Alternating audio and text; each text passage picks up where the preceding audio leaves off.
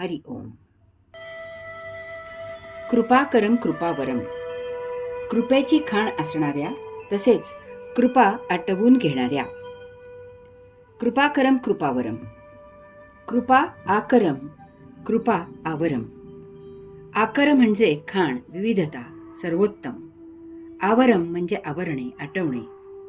भगवान आद्य श्री शंकराचार्यांनी कृपेची खाण असणारा तसेच कृपा आटवून घेणारा असे श्रीकृष्णाचे वैशिष्ट्य सांगितले आहे. कृपा याचा अर्थ आहे एखाद्यावर इतरांपेक्षा विशेष मर्जी असणे, एखाद्याला इतरांपेक्षा निराळी वागणूक देणे, मदत करणे, एखाद्याजवळ इतरांपेक्षा वेगळे संबंध असणे. आकरम याचा अर्थ आहे खाण, विविधता, सर्वोत्तम. या ओवीत हा शब्द अशा तिन्ही अर्थाने निरनिराळ्या ओळींमध्ये श्री शंकराचार्यांनी वापरला आहे. येथे या ओळीत याचा अर्थ आहे खाण. श्रीकृष्ण कृपेची खाण आहे. जमिनीत नैसर्गिक प्रक्रिया होऊन काही वस्तुजगत निर्माण होत असते. ही एक सतत होत असलेली नैसर्गिक प्रक्रिया आहे. ही भूमीची श्रीमंती आहे. ही भूमीची संपत्ती असते. हे भूमीचे वैभव आहे. तथापि मानव जमिनीतील अशा वस्तुजगताची उपयुक्तता हेरून असे वस्तुजगत भूमी खणून बाहेर काढतो. या अशा भूगर्भातील साठ्याला खाण असे म्हणतात. भगवान आद्य श्री शंकराचार्य म्हणतात की श्रीकृष्ण कृपेची खाण आहे. श्रीकृष्णाची कृपा नैसर्गिक आहे. ती एक वैश्विक प्रक्रिया आहे.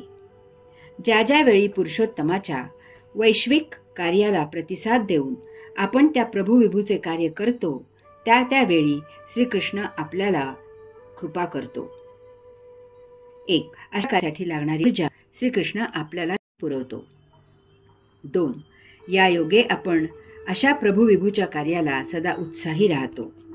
3 आपल्याला अशा कार्यासाठी वेळ मिळावा म्हणून श्रीकृष्ण आपल्या चरितार्थाची काळजी घेतो. अशा कार्यात आणि किंवा आपल्या जीवनात काही समस्या आल्या तर श्रीकृष्ण त्या सोडवण्यासाठी सर्वतोपरी मदत करतो. 5 अशा कार्यासाठी पावला पावलाला आपल्याला श्रीकृष्ण सतत मार्गदर्शन करतो. 6 ही कृपेची खाण सदा भरभरून देत असते.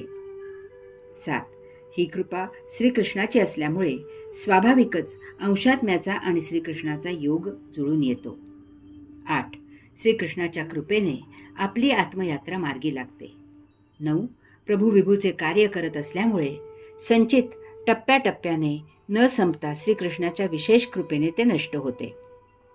10 अशा प्रकारे आपले प्रभुविभूचे कार्य या ब्रह्मांडात आपल्याकडून जन्मोजन्मी व्हावे म्हणून आपण सायुज्य मुक्त होतो. ही यादी आणखी वाढवता येईल, परंतु मुद्दा समजण्याच्या दृष्टीने ही यादी पुरेशी आहे. ओळीत पुढे भगवान आद्य श्री शंकराचार्य सांगतात की श्रीकृष्ण कृपा आटवून घेणारा आहे. अगदी स्वाभाविकच आहे हे. गाडीला फक्त ॲक्सिलरेटर असून चालत नाही, तेथे ब्रेकही असावा लागतो. कारण जर गाडी अयोग्य मार्गाला धावू लागली तर ती थांबवण्याची यंत्रणा असावी लागते. हेच उत्तम नियोजनाचे लक्षण आहे. यास्तव आपल्या जीवनाची गाडी भलतीकडे मार्गस्थ झाली तर श्रीकृष्ण त्याची ती कृपा आटवून घेतो. या योगे आपल्या हातून प्रमाद होत नाहीत. आपण बहकलो तर तो ती त्याची कृपा करणे बंद करतो आणि आपल्याला पहिल्या ओळीत सांगितल्याप्रमाणे नीचातील नीच असे दुःख देतो. कृपा करणे बंद कशामुळे होते? 1 आपण अध्यात्माच्या नावाखाली भौतिक कार्य करू लागतो. 2 आपण अध्यात्माच्या कार्याचा गैरफायदा घेऊन भौतिक उपभोग घेऊ लागतो. 3 आपण श्रीकृष्णाच्या कृपेचा आपल्या वैयक्तिक स्वार्थासाठी उपयोग करतो. 4 आपण श्रीकृष्णाच्या कृपेने पैसा, प्रतिष्ठा आणि प्रसिद्धी यामागे भरकटतो. 5 आपण श्रीकृष्णाच्या योगक्षेमामुळे आळशी होतो. 6 आपण योग कार्याला प्राधान्य देईन असे होतो.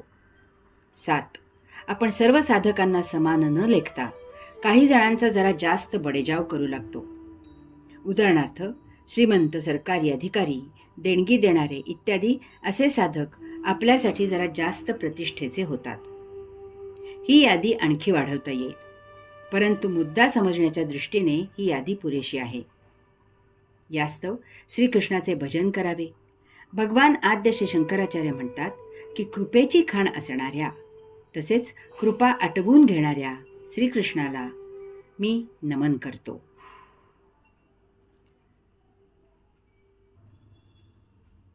हरि ओम.